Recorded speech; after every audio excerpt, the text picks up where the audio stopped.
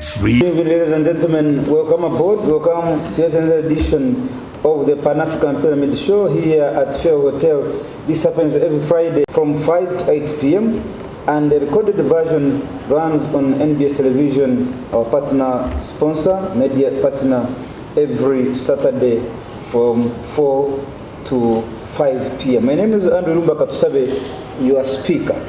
We are looking at the real truth, the real untold truth between USA and South Africa diplomatic role.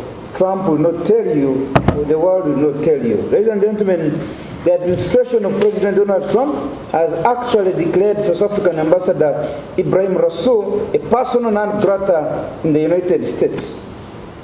A social media post on Friday, last week that is, the U.S. Secretary of State Marco Rubio said that Russia was no longer welcome in their great country. Rubio linked his remarks to an article by the right-wing media outlet Breitbart, wherein Rosso is quoted as saying Trump mobilized a supremacist instinct and with victimhood as a dog whistle during the 2024 elections. On Saturday last week, South Africa's presidency issued a statement stating that the decision was regrettable. Russia's expulsion is the latest in a series of moves by the Trump administration castigating South Africa, a country that has supported Palestinian rights and helped spearhead a case at the International Court of Justice, ICJ, accusing Israel, a U.S. ally, of genocidal acts in Gaza.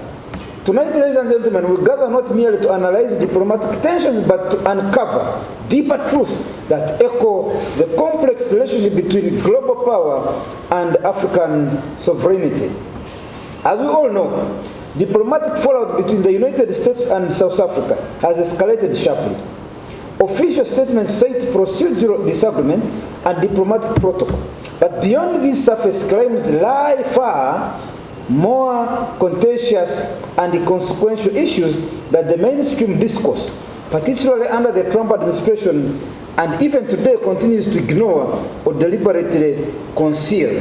Ladies and gentlemen, first, we must consider South Africa's brave and principled decision to take Israel before the International Court of Justice over alleged acts of genocide in Gaza.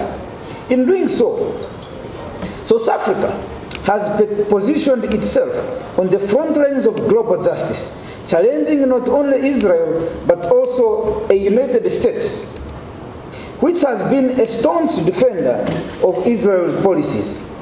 This legal action has not just legal consequences, it signals a broader ideological divergence between South Africa and the Western hegemony. Ladies and gentlemen, point number 2. There is the matter of land reform in South Africa. Specifically, the expropriation of land without compensation. This policy, aimed at redressing centuries of dispossession and inequality, has been met with a vehement opposition from Washington. Donald Trump himself labeled it a sign of white racism. A sign of white racism, that's what Donald Trump called it, a deeply ironic and racially charged statement that sought to inflame rather than engage constructively. What we're witnessing here is the backlash against African nations exercising their sovereign right to self-determination and economic justice. And thirdly, ladies and gentlemen, South Africa's deepening cooperation with Russia cannot be ignored. In a multipolar world, Pretoria's partnership with Moscow, whether in defense, trade, or BRICS initiatives, are perceived by Washington as undermining U.S. global dominance. But we must ask, is this not South Africa asserting an independent foreign policy? Is this not the essence of what Pan-Africanism demands? That African nations chart their own path, free from external coercion. Beyond these factors, we must also recognize the historical and systemic forces at play. The U.S. USA's relationship with Africa has often been transactional, strategic, and at times paternalistic. When African states make choices that conflict with Western interests, whether in solidarity with Palestine, in pursuit of economic justice at home, or in building alliances that reflect their own interests, they are swiftly punished, isolated, or destabilized. Ladies and gentlemen, tonight's discussion is not about vilifying any nation, but rather it's about peeling back the layers of geopolitical power and standing firmly on the side of truth and justice. As the Pan-African Pyramid motto says, don't agonize, organize. Ladies and gentlemen, our panelists tonight, Comrade Lisafri Thomas, aka Rutatina. Rutatina is a French and freelance journalist and a Pan-African. He's also a teacher. You're teaching... teaching. You're lecturing... politics and economics. So, Comrade Rutatina, let's begin from there. What do you read from America's action against South Africa? So first, we need to look at the comment this ambassador have made, right? Because that's what sparked the debate. So Ambassador Rachel made a comment saying that MAGA, which is the Make America Great Again, Make America Great Again, has some white supremacist tendencies, right? Which is really kind of established. We know as a fact that Donald Trump is definitely using that rhetoric in his very own politics.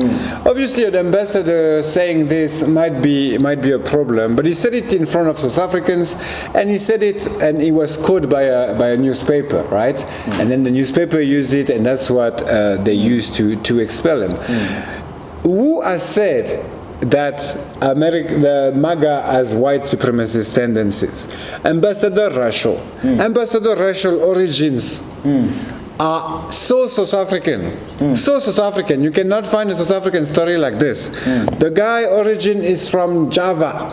It's from English. It's from Afrikaans. It's from Xhosa, and he has like a fifth one I haven't forgot. So he is the South Africa that is the Rainbow Nation. He is the Rainbow Nation himself. Rainbow Nation. This ambassador is the Rainbow Nation himself. He has origins from everywhere. Apartheid South Africa used to call him a colored.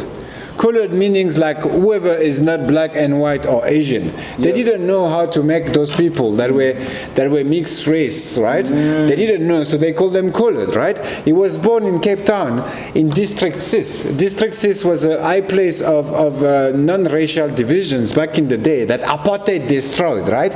Which is how he started politics. And I want to say all of this because we are speaking to someone that knows exactly what white supremacy is.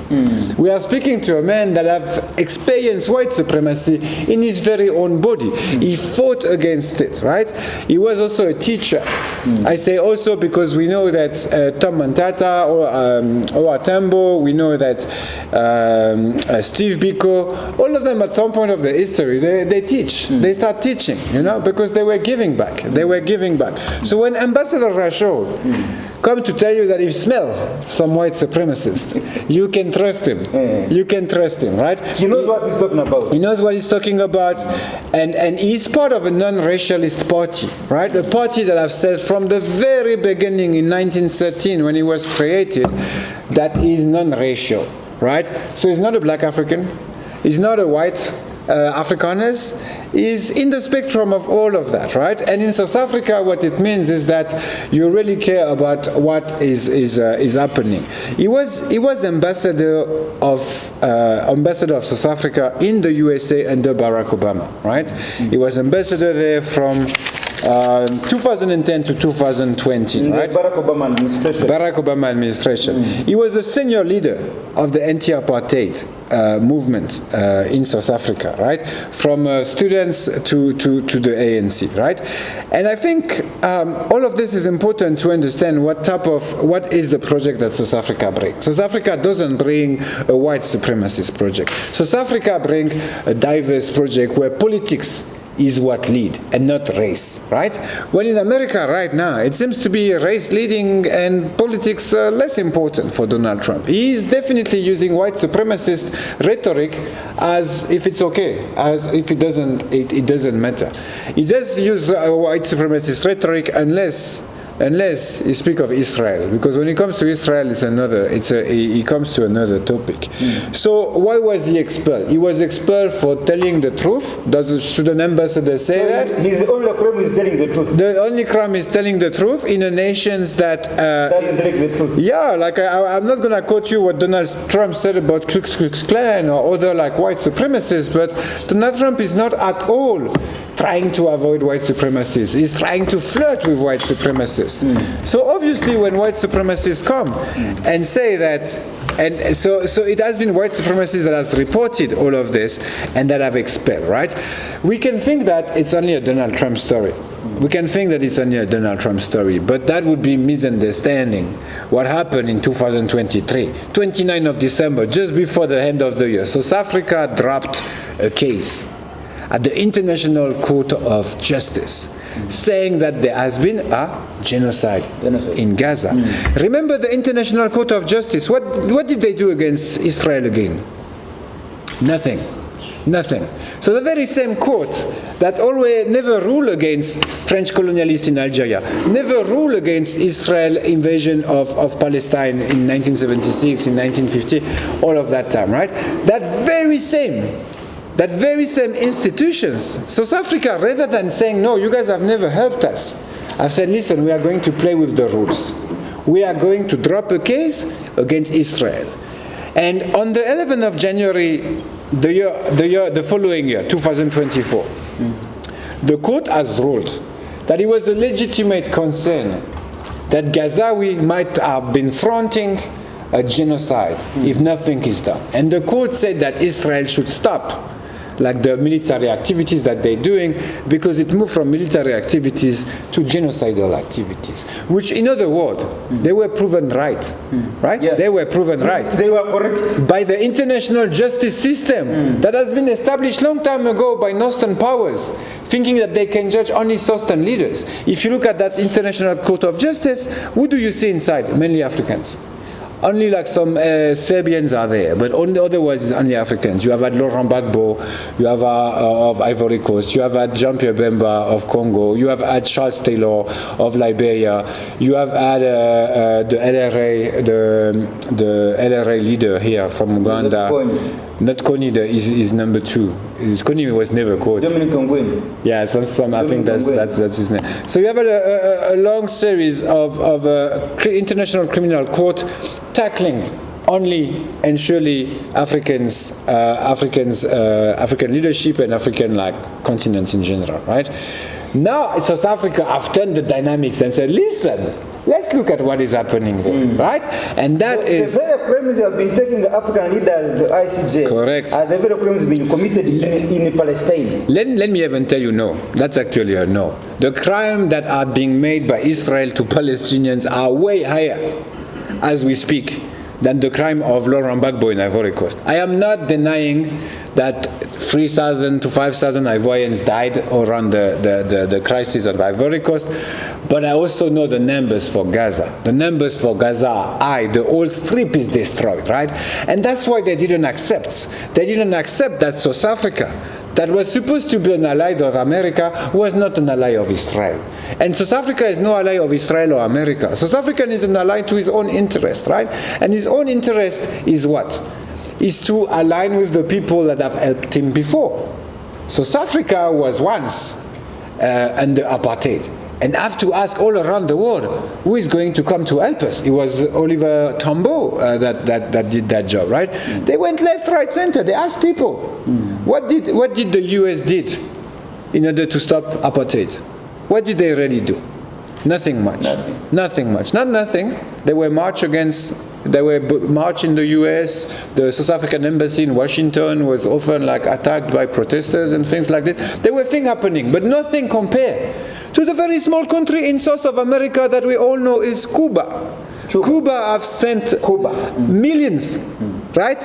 Millions, half a million troops at the time.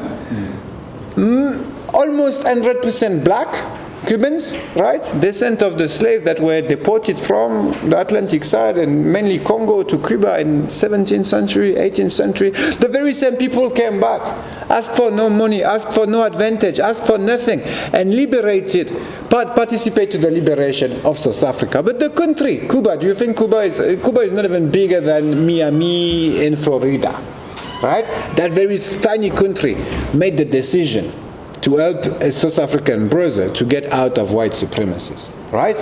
And so when the USA claim that they have been helping South Africa because they've been marching against apartheid, they used to organize some boycott like event and things like this in the late 80s. What they forget to say is that for South African leadership, for South African freedom fighters, they knew who helped them. And they knew USSR helped them. They knew China helped them. They knew Palestinians. Okay, Palestinians didn't help that much, let's be honest here, but they were under a lot of pressure. So there were ties between those movements that were fighting, right? And South Africa was not helped neither by the USA, neither by Donald Trump, right? We know that Donald Trump never made any campaign against South Africa. He was busy in Russia dealing with the mafia, as I've said in previous show, because remember, like I've explained to you, that Donald Trump is an agent of Russia. Don't forget about that. It is quite clear. It is quite clear that Russia have pushed. Look, we're speaking of America. America. Sorry, I'm making a parenthesis, but America. America, what did they teach you at school? America ate Russia. Russia ate America. Simple. Day one, international relation. Day one of your class at university. And now suddenly we're seeing like America doing whatever Russia wants. They don't want a ceasefire. Oh no, we're gonna give them a second phone call. Oh, they want us to stop giving money to the Ukrainians. We stop giving money to the Ukrainians. They want us to they don't like Zelensky. We're gonna call for a new leader in Ukraine. All that Russia is winning the agenda, and that is clearly have to do with a long-term operation of influence. Remember, the KGB at the time of Admaster. How do they call it? Information war, right? And they have used that information war in order to push the interest of Russia, which is to develop like a conservative that were pro-Russia. And slowly but surely, in the 2010, slowly but surely, Americans, conservative, the Republicans especially, became more and more pro-Russia. And who was the head of that operation? Donald Trump himself. Because Donald Trump, Golden Tower were financed by Russian operatives from the mafia. They were financed by Russian. Anyway, going back to a much more interesting topic. South Africa and America. South Africa and America, right? Now that we understand that the US claim that they have helped South Africa to fight against apartheid, but the reality is that smaller countries such as Cuba has made much more to liberate an impact to liberate the country and other African countries. That we know that the relationship between the USA and South Africa is a bit, in shambles, right? However, since independence, Nelson Mandela was clear. We have no issue with America. Americans are our brothers. We want reciprocation. We want help, right? When Nelson Mandela died, Barack Obama was in the stadium. I was in Johannesburg at the time. Who spoke first? Raul Castro. Raul Castro was the first to speak after the ANC, right, of course, to speak about the death of Nelson Mandela, because the Cubans have helped, and the South African knows who has helped them, right? And it's not those that organized a small boycott in the US that did, right? That being said, what is happening since 1994? What's happening is that slowly but surely, apartheid, I even call them apartheid, America. They call America, apparently, it's not apartheid, because it's not the legal apartheid, but clearly it is still, it is, if you just have to look at what's the percentage of black people in jail in America, and you will understand that there is still a form of apartheid. That the numbers of black American, Afro-Americans in jail are way too high for a country that calls itself a democracy. ANC leaders, the tension starts raising in 2022, right? Until 2022, 1994-2022, there is some drama, but in 2022, Russia invaded Ukraine, right? And America goes on all his allies, all that he considers his allies. And he said, no, you have to condemn Russia on UN. You have to go and vote to condemn Russia on UN, on that resolutions. And then he went to all his allies. And South Africa said, whoa, calm down. Calm down. Have we condemned you when you invaded Iraq? Have we condemned you when you invaded Afghanistan? Have we condemned you? What else have they invaded recently? Libya. Libya? Syria. No, they did actually condemn them when they invaded Libya, because Nelson Mandela himself tried to reach Tripoli to protect Gaddafi. Anyway, that's another story. But yeah, so they've been invading people without condemnation, and now suddenly Russia is invading Ukraine, and then they're like, hey, come and say something about it. And South Africa not only said, no, we're not going to go and condemn Russia on the UN. He called his other African friends and said, listen, guys, let's not enter this European politics. Last time European politics disagree, it's never good for Africa. So let's them divide themselves. And then find out a solution, because when they come and do the same here, if they come from Europe to Africa, we call it colonialism. We know, right? So let them debate their own problems, and us, we are going to try to negotiate for peace. Exactly what Europeans do when there's a conflict in Africa.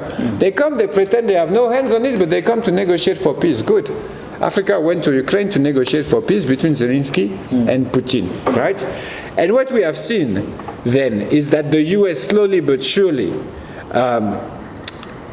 took offense to that. Slowly but surely they start to realize that South Africa is not playing the way they want, right? And that their BRICS alignment might align them with Russia more than with the US. But when you look at who is number one exports and imports for South Africa, it's not the US. That isn't Russia. Then I'm going to export into South Africa. Exporters and the where they export the most, where South Africa exports is production the most. Oh. It is China.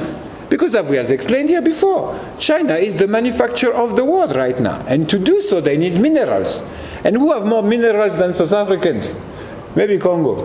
But even Congo, hey, there's more gold in South Africa. More gold has been exported from South Africa right now. So in China is a strong partner, right? So even if America talk, China works. China works, you know? They make relationship much more interesting.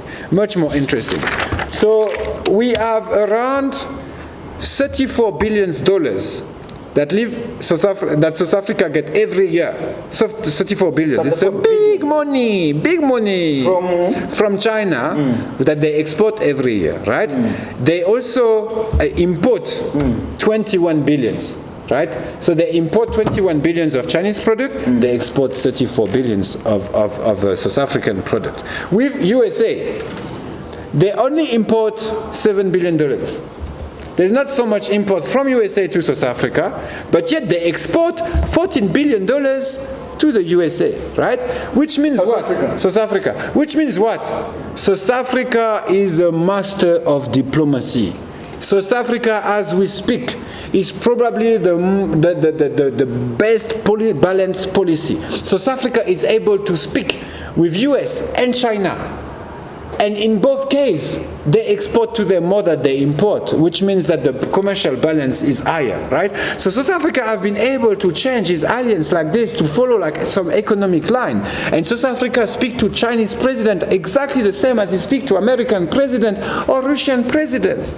And it is amazing what South African diplomacy have managed since they left, since 1994. Just two dates. 23 of August 2023, the BRICS are meeting. Brazil, Russia, India, South Africa. They are meeting, right? And they are meeting where? In Johannesburg. They have to decide who is coming to join the club. Uganda also applied. Uganda applied at that time. They entered Saudi Arabia. So different people came in at that time in South Africa. The most important diplomatic summit of the year was not in New York. It was in Johannesburg. Second date, 22 November 2025. This one has not happened yet. This one is in few months. Who do you think is going to host the next G20? If not South Africa and Johannesburg once again. So Johannesburg and South Africa is able to speak to both blocs. South Africa, I understand, like it's very singular position. If South Africa want to send a white ambassador to the US, it can. And send a black ambassador to Uganda, it can. And send a Chinese ambassador that is fully South African to China, it can. I'm sure you didn't know that the Chinese imported workers in 1902. So there is something like 50,000 Chinese South Africans. They are South Africans, but they're Chinese origin. Yeah, there's a community of Chinese in South Africa that are fully South Africans since 4, 5, 6 generations, like those white people, but full-on Chinese. Full-on Chinese. Okay. Yeah, interestingly. So anyway, so what I'm trying to say is that South Africa can speak to the world. South Africa can bring a Chinese in China as an ambassador. He can bring a white guy in the US. He can bring a black guy in Uganda. South Africa can speak to the world like almost no one can. If you look at how much Congo struggles to find allies in his fight against Rwanda and M23, and you look at what South Africa is able to achieve just by bringing every leaders to the world, it is astonishing. We're speaking big success for the South African administration and the diplomatics, right? And its diplomacy. What is now at stake for South Africa? So they could lose the capacity to export to the US, right? But we have said in this show that the day US close, all the markets open. So at the beginning it might be complicated, but I can tell you that when it comes to South African diamond, there will be buyers. There will be buyers. What South Africa sells is things that people want. It's not like South Africa is exporting like, South African exports are in demand, usually. It's not like only the US can buy it, because it is mainly food product that they export to the US towards a program called AGOA. That AGOA program, let's be clear here, let's announce it here, because we like to announce things that will happen. South Africa is going to get expelled from the AGOA program. It's almost sure. By now it's almost sure, right? There's no way Trump is going to talk like this and not expel them from AGOA. What it means is that the farming industry, the agribusiness industry will suffer. But who is the agribusiness industry in South Africa?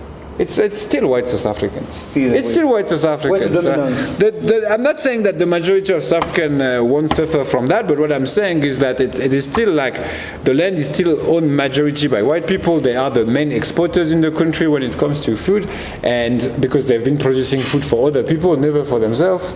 Ask yourself the type of mentality that you develop when you do such things that Uganda didn't do. Uganda produced food for himself. He doesn't produce food for the rest of the world when people are starving here. That's a white South African thing. Home consumption first. That has been a apartheid policy long time ago. Anyway, so this one could first make food and supply others. No. So white people own land.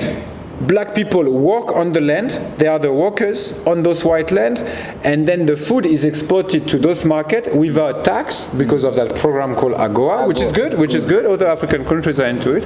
Nothing bad. But what it means is that it's mainly the money goes back to white South African hands.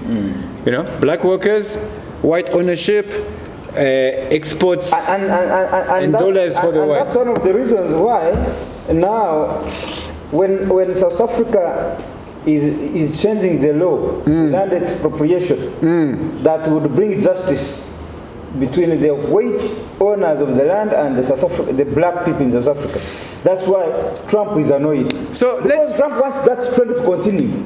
Listen. That trend to continue. What I'm trying to argue here is that it is a long-run story. It started under Biden administration. It started where South Africa now start to go on international criminal courts. America didn't like that, whether it was Biden or Trump. Then after that, it was Russia, invasion of Ukraine by Russia. So South Africa said, no, listen, we're not going to comment or complain. This is someone else's business, it's not ours. So slowly but surely, like the two countries separated, right? But you can see that South Africa is smart, because South Africa still have a lot of cards to play, right? Because back in the day, at the time of apartheid, white South African couldn't travel the world, so they were staying there. But now white South Africans are educated, they have money, they travel the world. So now the sons and daughters of those farmers do not want to be farmers again. But they still have the land, right? So you have areas of land that are not used. You have areas of land that are not being used. And if you look at who is the owners, you're going to find the owners live in Australia since 20 years or in London since 15 years. That land is not in use. And maybe to add on, the current owners did not buy that land. And the current owners simply came and killed people and took over. So the government gave them the land title and killed the people and pushed them away. And then they told them, come back, so you can work for free on the farm. So they took their land and they enslaved them on their very own land, so they continue to work for them. So now when America now passes a law, expropriation. But that's the thing, that it's not an expropriation law. That's what Trump pretends, but it is not. It is absolutely not an expropriation law for people. Like, let's say you and I, we have land, right? We decide to do a farm of watermelon, and then we export that watermelon to America, right? Our farm will never be touched by this law. It's only if I have land, right, or you have land that you have not used over the last 10 years because you're busy in London, you're busy in New York making more cash. That land now is getting back to the government, and the government will reallocate it according to South African laws, South African constitutions, to the farmers that need it. Absentee landlords. Exactly. So when somebody is in Canada, but you have 100 square miles of land in South Africa. And first of all, you did not buy. You simply came and occupied it. Now, there are South Africans who are in South Africa for decades. They want to cultivate food for consumption. They don't have land. They don't have land. And you have land, but you're in Canada. What is that first for? of all, if you had bought it from the original owner, yes, maybe you would understand. If you had bought it from me, the black South African, and then you went to do your business in Canada, it's okay because you used your land, your money to buy me. But you came. You killed my ancestors, you took over their land. After taking over their land, you went back to Canada, the land is here. The great-grandchildren of those that we killed have grown up now, they don't have land. Yes. They have nothing. And now the government is telling you, okay, Mr. Safri, even the people you killed to get this land, for now you don't want to talk about that. But you're simply saying, out of the 100 square miles of land that you have, you're only using 1 square mile for the last 50 years. Yes. So we are going to live with you that 1 square mile of land. We leave it to you, even when we know how you acquired it. However, let's divide the other 99 square miles of land to the people. Because they are here, they don't have what to eat, they don't have where to be. And then Trump is saying, this is white racism. If this is white racism, what do we call that one which came and killed and occupied the land? For me, I'm even negotiating with you that I'm going to live with you part of the loot. You looted. Yes. I'm going to leave it with you. That's what happened. That's what Mandela did. That's what Mandela did. If you have a house here, you looted the land and you built a house here. You have your gardens here. You have your farm here. I am not going to touch it. But the other land that you have not used for the last 50 years since you stole it from me, I am going to give it back to the great-grandchildren of those that we killed. Trump is saying racism. It is saying it, and once again, like, Trump doesn't really care about those issues. The truth is that Trump do not know and never understand South Africa. He knows. It's way too complex. No. It's way too complex for a mind like Trump. Trump has been making business, not studying history of international relations. No, this man make cash, and he's not even so good at making cash. He failed 7 times. 7 times. I made my research about how does the Russian have ended up buying Trump. 7 times he failed. 8 times there was someone to come and save his damn ass. Anyway, the land that they want to get, it is not even that complicated. Listen, here we're speaking of like South Africans, like if maybe white people are bad, black people are good. It's not like that. I have met myself some white South Africans that understand those dynamics. Let me tell you, because when they go overseas, because they don't want to be farmers, and I can get that. I myself don't really want to be farmers. They go to London, they study, they get nice job as lawyers, they do good things. But you know what they do of their land? They give it back to the people that worked on it for 30 years, for 40 years. So rather than saying we're not using the land, they say to the blacks that which it was their land, use the land. Maybe we can invest into an Airbnb. Maybe we can do a small cottage, so it gives a bit of money to the community. We can do ecotourism, or maybe we're not far from a game reserve, and we can bring like tourists here. So you have also a lot of white people that have managed to develop their land in order to enter that post-apartheid South Africa, that rainbow nations, right? It is quite clear. It is quite clear that it's not everyone, it's not black and white in that sense. But what the government of South Africa do not want is because white people are leaving the country, so that land just stay there, and then no one take care of it. The state want to reallocate the land, and that land reallocation is constitutional. Once again, it's not like the government is going to decide like Mobutu decide in the Zairization of 1974. When Mobutu decide the Zairization, so the taking back of the land from the settlers, right? He does it himself. There's no constitutional frame. He does it himself, and then he does it quite well at the beginning, and then slowly but surely there is so much asset that the settlers had that he has to give the asset to people that didn't know how to manage it. But at the beginning it was well done. But my point is what? Mobutu did it without constitution. Ramaphosa is doing it full on in the constitution. That law was debated since at least 2 or 3 years in parliament. They took a long time to debate. South Africans are like this. They take long to debate and to agree. So therefore, they can't be blamed too much. Not too much. They can't be blamed because there have been conversations. There have been communications. I've been to meetings in South Africa as a researcher where the municipal mayor comes and answer people questions for 6, 7, 8 hours. Just like that. All the municipal council is here answering questions because people have questions. The politicians have to be present for them. So yes, there is that law, but no, it has nothing to do with what Donald Trump said it has to do. If there were a law expropriating real white South Africans right now in South Africa, I can tell you have heard about it a lot, because those guys have a lot of influential media coverage, right? So as soon as you touch a single South African, white South African, there is a lot of noise being done everywhere. Blah, blah, blah, blah, blah, blah, blah. We have heard about it only from Donald Trump. Why have we heard about it only from Donald Trump? Because who is not a citizen of South Africa. And once again, like, you can call him smart if you want. He hasn't been to Harvard. He hasn't been to Columbia. He hasn't been to the Ivy League. He was born with $1 million in his pocket. He made businesses that he failed many times. It's just in French we say enfant pourri gâté. I don't even know. Spoiled kids. Spoiled kids. I think spoiled kids. Donald Trump is a spoiled kid. You know those spoiled kids that no one has never said no to. My brother, let's just put 1 million in your pocket, ne? Put 1 million in his pocket, and you will see.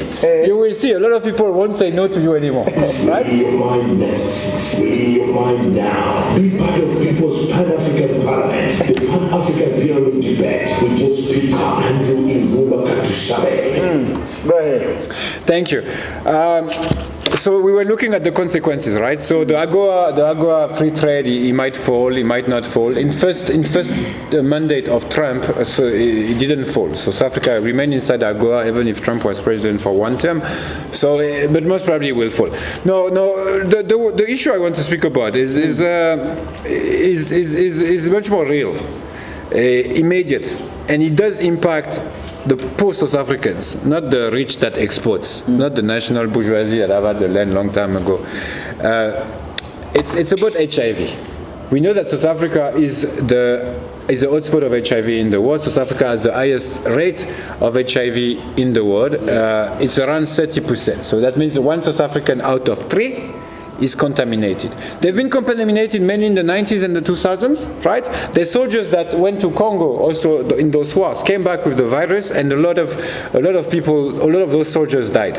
I remember Anyway, when you go to South African villages, they tell you the story. They say, no, listen, we have like 5-6 people that have died in the 90s because one soldier came back and that soldiers had a family, but then things happen, la la la.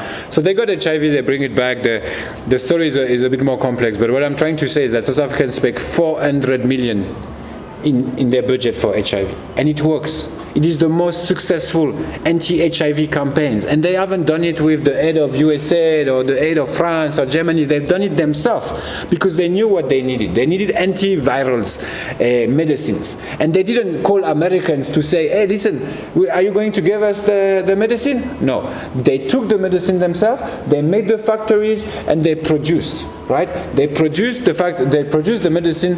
America called it illegal. South Africans themselves. America calls it illegal because it is not approved by them. Because it's not approved by them. You have to take it for clinical. But if we have to wait, approval. They were supposed to wait for 30 years for the molecule to become part of, I don't know how they call it, but like international, everyone can use it basically after 30 years, right?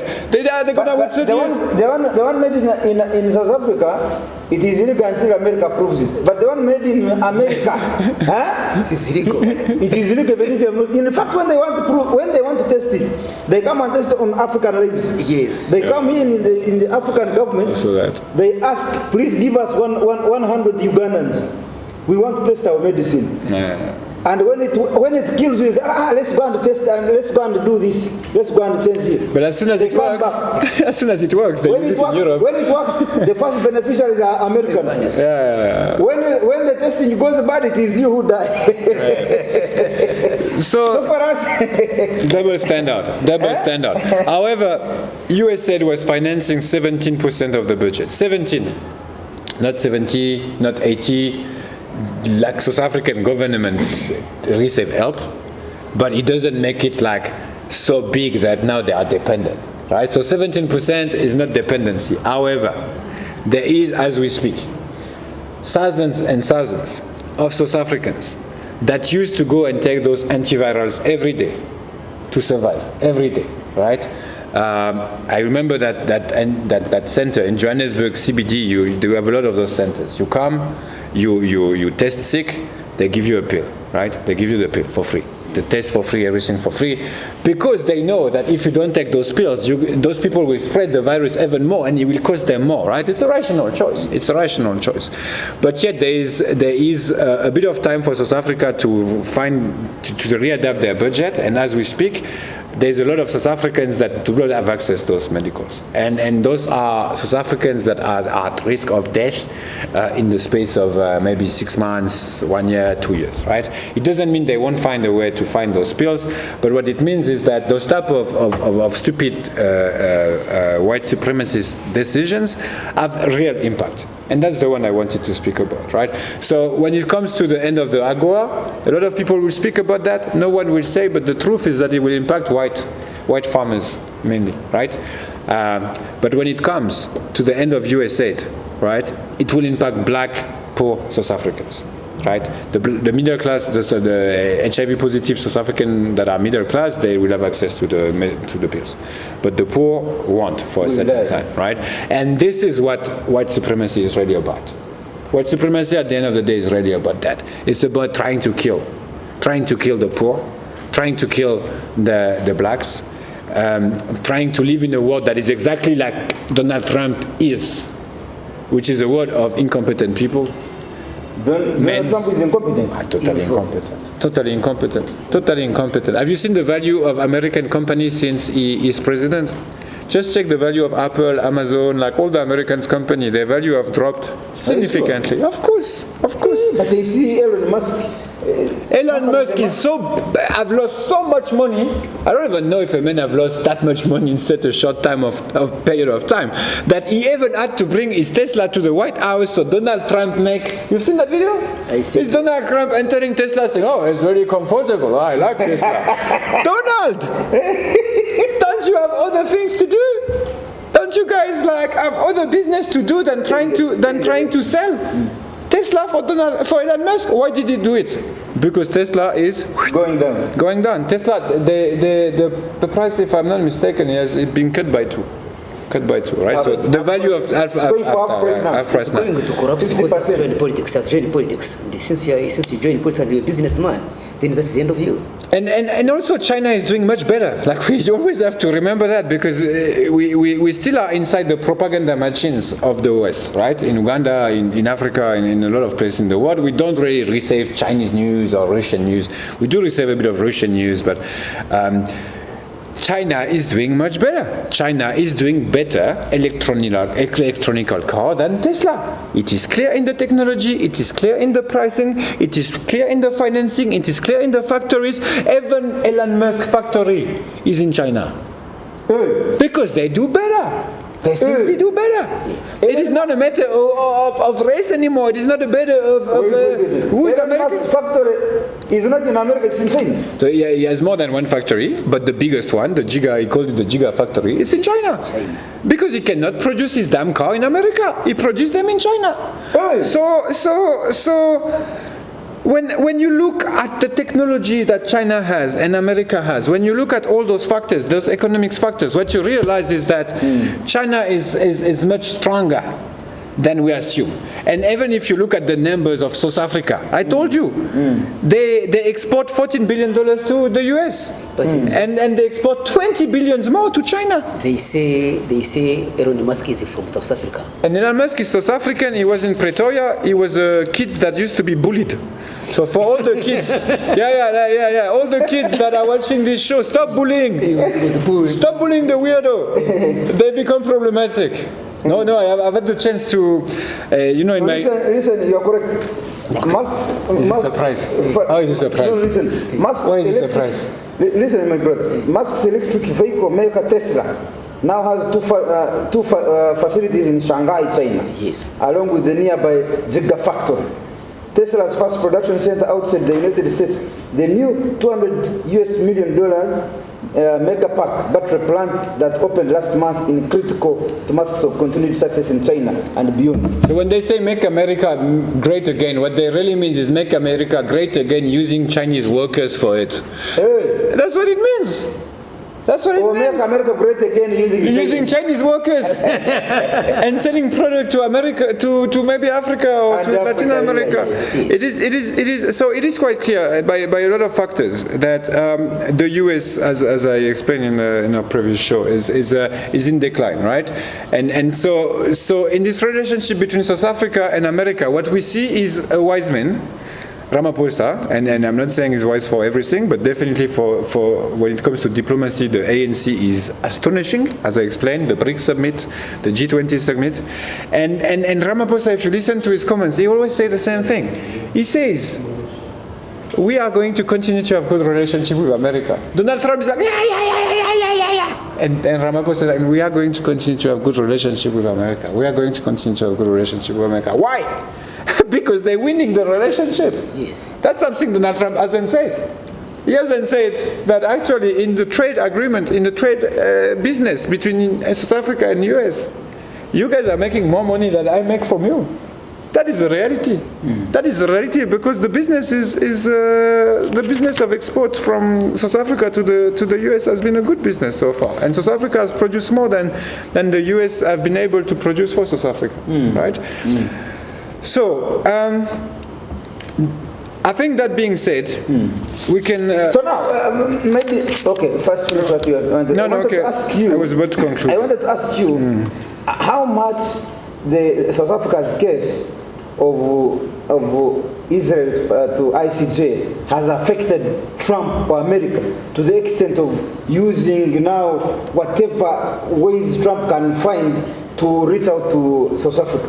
Because it's like Trump has taken it personally.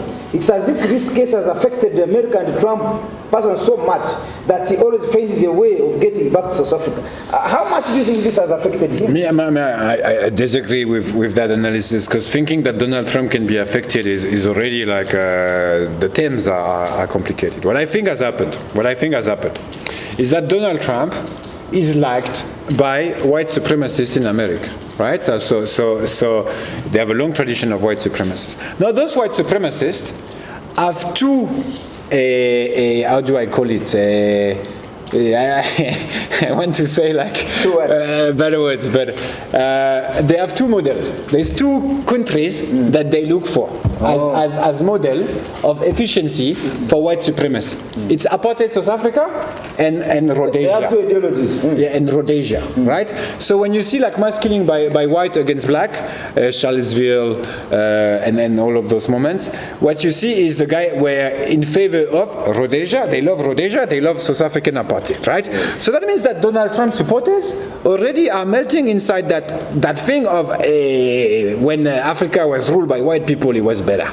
Right? Because that's the message. That's literally the message. Black people cannot rule themselves. That's what they want Africans to think, and that's what they've been pushing as a policy in the 40s, in the 50s, in the 60s, in the 70s, and they even have invested into documentaries on Idi Amin Dada, so they can try to portray him as a dumb man, so black South Africans don't even look at having their own black leaders, because they thought now maybe we are ruled better by the white. That was the whole message, right? So that message continues. So those white supremacists, those are Donald Trump supporters, right? They look at the situation and they think, listen, this is apartheid South Africa, this is Rhodesia. Those countries used to work, and now that black govern them, they are failing. That's the message that they've been receiving, right? So Donald Trump, knowing that he needs to keep his supporters with him, but yet he's doing the policy of the rich. The policy of the Tesla, of the Elon Musk, of the Bezos, of Mark Zuckerberg, of the billionaires.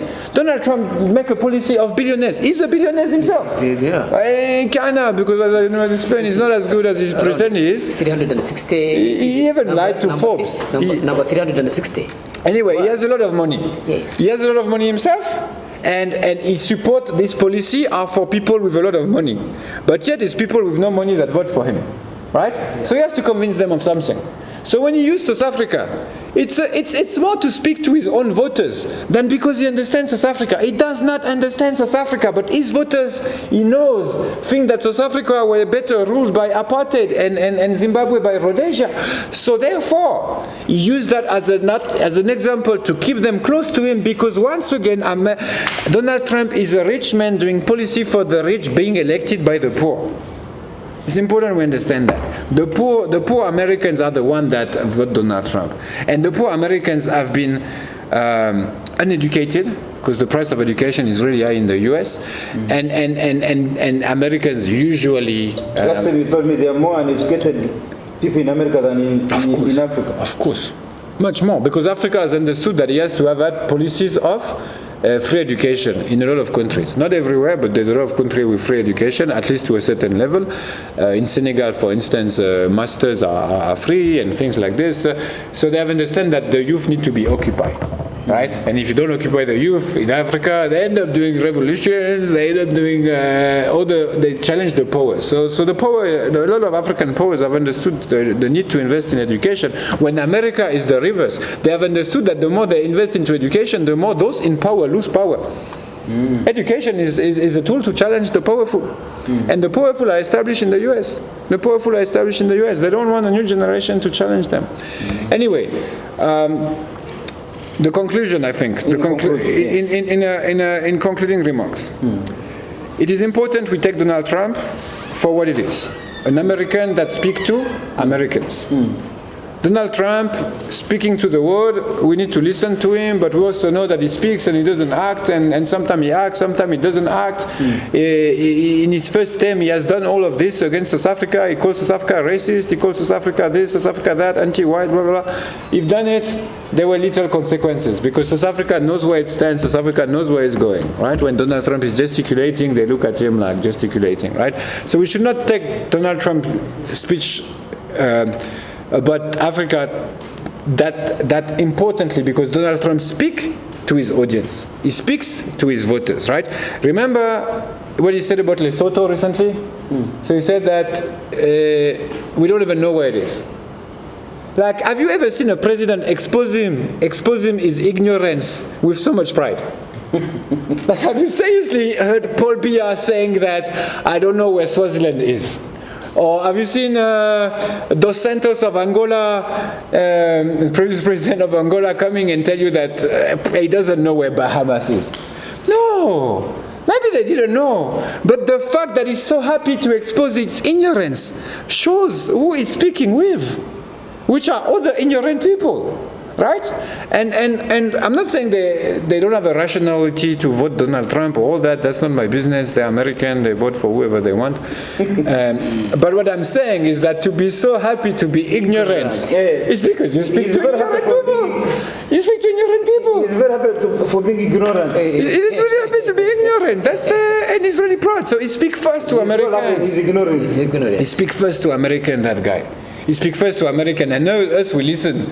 And then we're like, he's crazy. But at the end of the day, he speaks to Americans that also, as I said, as I explained, he's a rich man, a billionaire, doing policy for billionaires to get richer, but elected by poor people. Right? Or, not poor, but like the poorest person of contemporary politics. Yes. Yes. All right, thank you. We've come to the end of tonight's show. My name is Andrew Rumba Katsebe. Ladies and gentlemen, apart from what Donald Trump talked about in the open, why they were actually expelling the South African ambassador from US, we as Pan-Africans, we think that there are actually underlying issues that sent Donald Trump do what they are doing. We believe that there are many underlying issues that actually even speak more factually than what they talked about. And number one is the fact that South Africa took the bull by the horn and took Israel to ICJ, International Court of Justice. Correct. That is contrary to what America wanted. Yes. America felt like South Africa shouldn't do this. They should listen to us. Yep. Number two, South Africa has taken a bold step to pass a law that expropriates land. We all know that historically, the whites in South Africa never had land. They came and occupied that land, but that land had its owners, the black people. So they came and killed people, and they took over their land. 114 years later, black people in South Africa don't have land. But then the white people, most of them, absent landlords. They're in Canada, they're in America, they are where? But with square miles of land in South Africa. As a head of state, you have to think for your people. So they stand up and say, please, you came here and stole 100 square miles of land, but you're not even living here. You're living in Canada, in good life. But they are great-grandchildren of those that you killed. They are here, they are landless. Some of them even want to grow food for their own consumption, not even for sale. For their own consumption, they have no land. Correct. So they are saying, please, we will leave for you 1 square mile of land that you are already occupying for your farm and so on. We know you stole it, but it's okay. We have nothing to do now. And you know what they call the blacks on that land that you're speaking of? Squatters. They call them squatters on the very own land. Sorry, continue. So the other one, we will divide it among us, South Africans, especially when government has a project for the people of South Africa. We need to use that land. Suppose now they want to pass through a road. You want us to come look for you from Canada. When we know that you didn't come with this land from wherever you came from. So those are the issues. Then now Trump, as he is, as smart as he is, although he doesn't believe that Trump is smart. As smart as he is now. Donald Trump. Trump is using other issues to punish South Africa. And so this show was about telling the truth about the real underlying factors between South Africa and USA diplomat role. My name is Andrew Rumba Katsebe, your speaker. Until we meet again next Friday from 5 to 8 p.m. here at Fairway Hotel and on NBS Television from 4 to 5 p.m. Follow us on our social media platforms. We have a YouTube channel called Pan-African Pyramid. Follow these shows. These shows are all uploaded on our YouTube channel, the Pan-African Pyramid. Follow us on our YouTube channel, on Twitter, on Facebook, Instagram, The Spy Uganda, Detective VG, your Twitter is called TikTok Mutatina _ White Pan-African. Mutatina or Tatina? Mutatina. I haven't changed it yet. Thank you. Pan-African. Africa, don't agonize. Organize. Don't agonize. Organize. Aluta. Continua. Aluta. Continua. And since we're speaking of South Africa, we're going to say Amandla, and you guys answer Awetu, which means power to the people. Amandla. Awetu. Amandla. Awetu. Awetu. Amandla. Yeah, bro.